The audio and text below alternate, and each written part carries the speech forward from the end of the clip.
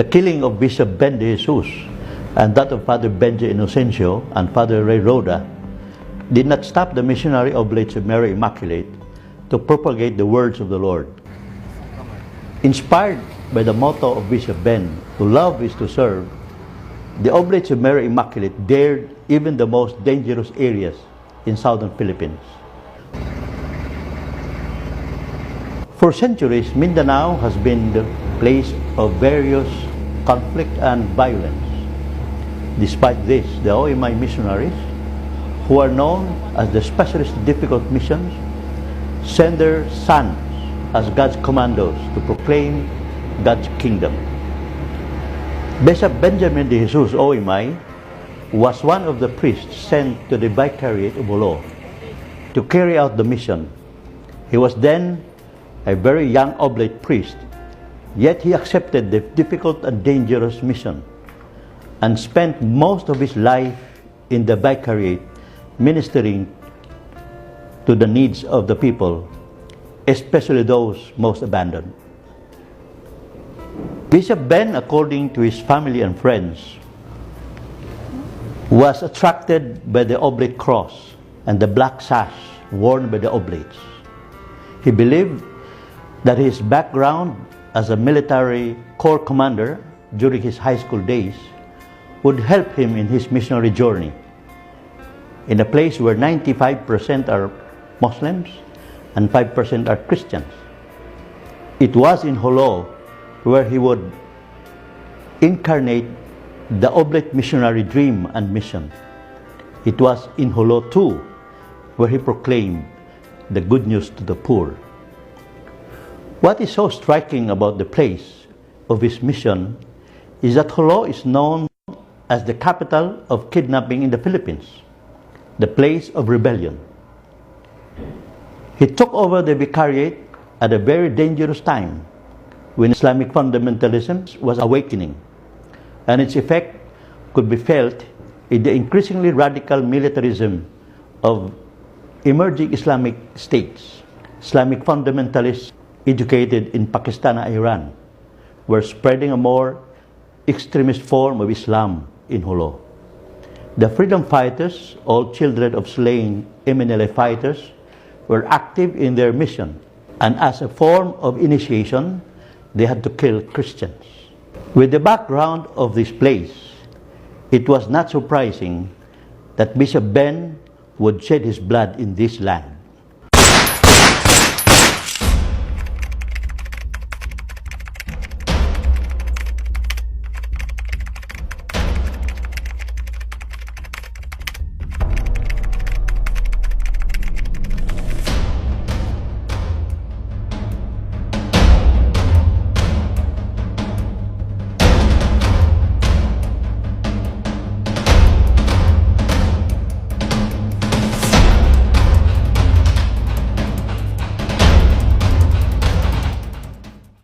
May narinig ako na pak, pak, pak, pak. Pag silip ko sa may bintana, nakita ko na binangga yung sasakyan ni Bishop Ben. Nang tama raw na brown jeep, papunta doon sa may Plaza Rizal at umikot. Ang bilis-bilis ng pagtakbo. Tapos si Bishop Ben, nakita ko na lang na natumba. Parang dahan-dahan, parang sa sinihan. Ganun siya, oh. I ran to the spot where people were gathered around. And I saw his jeep. And I saw him sitting doon sa malapit sa driver's seat. Looking up towards heaven. Pero his eyes were closed na.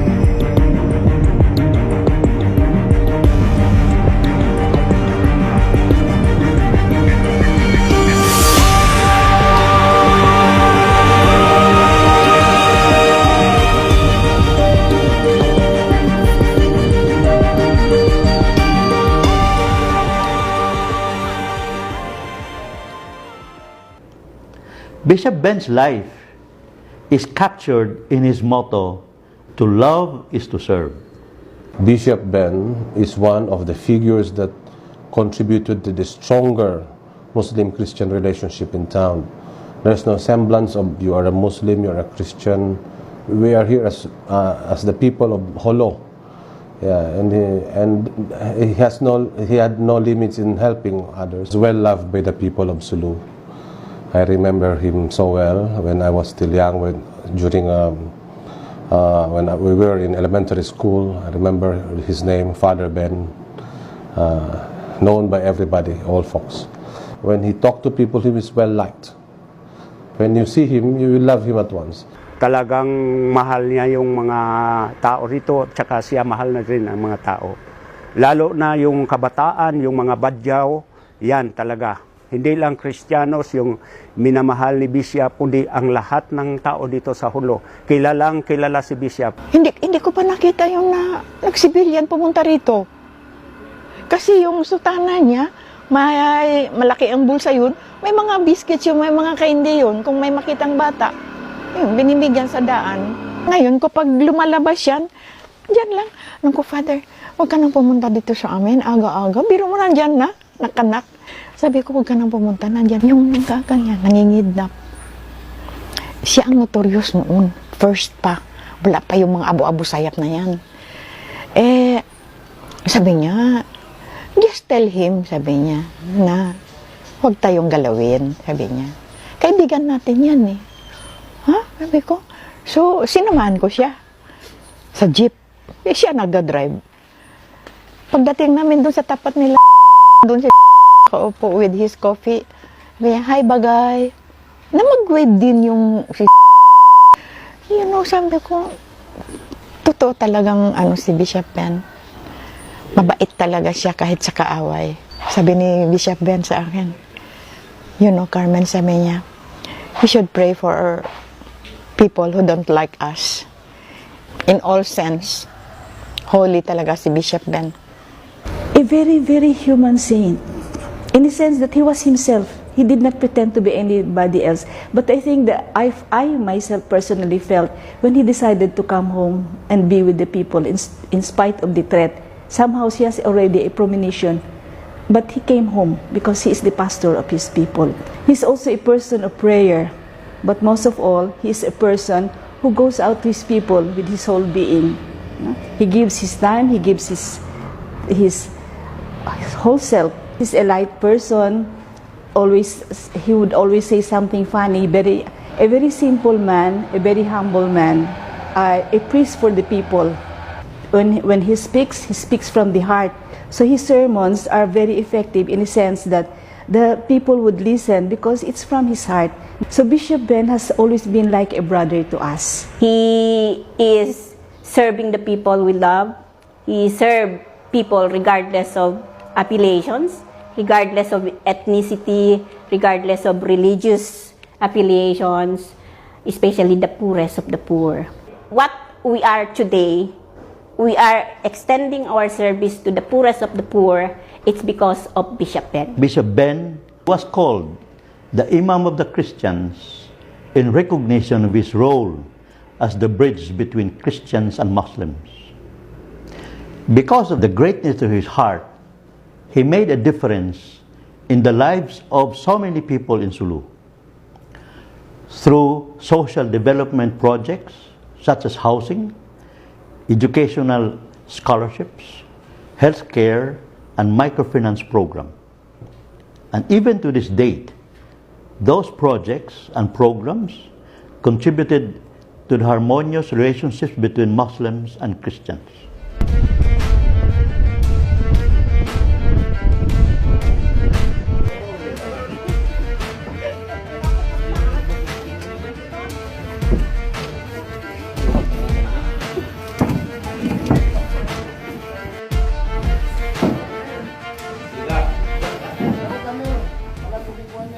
Another oblate who was killed in Jolo is Father Benjamin Inocencio, OMI. He was only 42 years old when he was killed by two young assassins beside the Mount Carmel Cathedral in Jolo. on the Feast of Holy Innocents on December 28, 2000. And that day, Father Benji, as he was fondly called, was on his way to the market to buy groceries and food for the joint Christmas and Hari Raya celebrations to be held next day, December 29. Bishop Lampon described him as very kind, meditative, gentle person. His friends and parishioners describe him as a very transparent person, living up to the saying, "What you see is what you get." Father Benji had a heart big enough to love both Christians, Muslims, and Bajaus who worked with him side by side.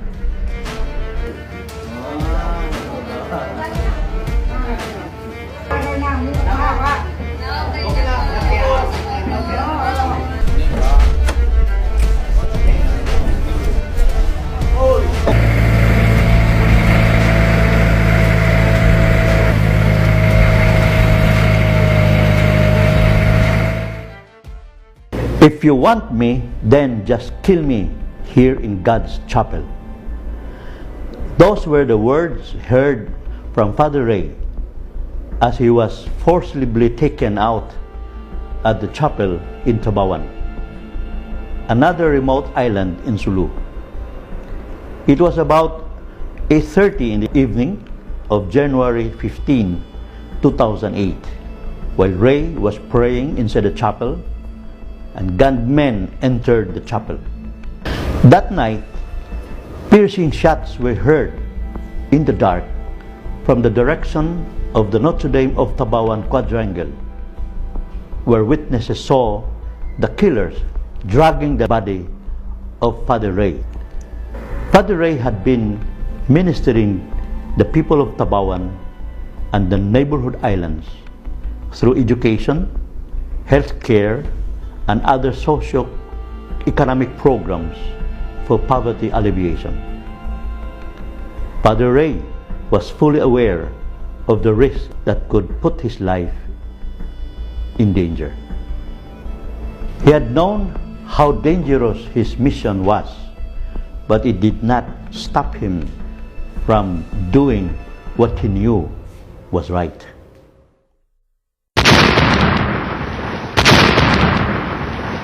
On January 27, 2019, 2 bombs exploded inside Mount Carmel Cathedral in Jolo that killed 24 people. 16 of them were Catholics, 8 were soldiers, while 112 innocent people were injured. Those who perished in the explosion died as martyrs, witnessing to their Christian faith as they braved to stay in Jolo despite the constant intimidation and risk to their lives. They died an instant and holy death inside the cathedral.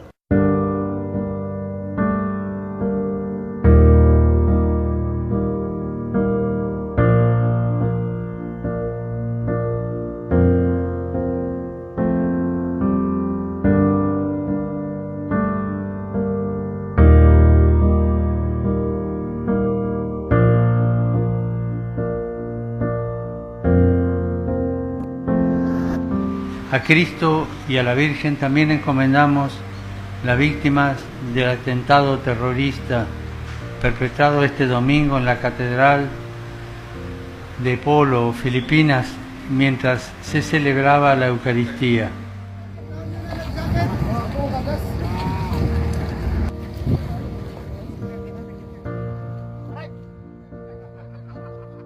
We believe that Bishop Ben, Father Benji, and Father Ray, and the 16 Catholics who died inside the cathedral were all killed in odium fide.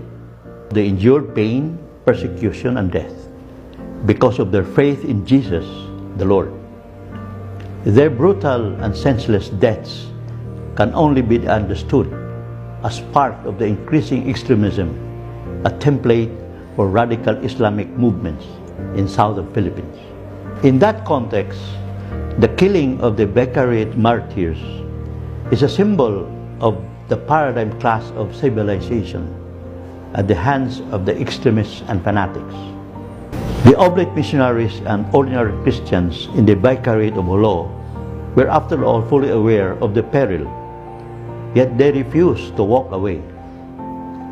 Significantly, Bishop Ben, Father Benji and Father Ray were also men of dialogue down to their bones. They continued to witness their Christian faith amidst intolerance and persecution. Their deaths can only be understood from the perspective of the Garden of Olives, where our Lord received the strength and the grace to drink the chalice reserved for Him with courage and joy. Indeed, the blood of martyrs inspires us to live and die for the love of the Lord and His kingdom. It's time to rise and be proud and make this land great once again. Let the past be buried in our mind and face the future with great strength.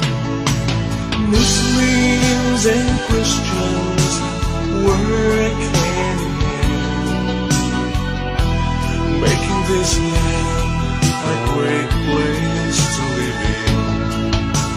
Justice, equality, security and harmony as means of peace in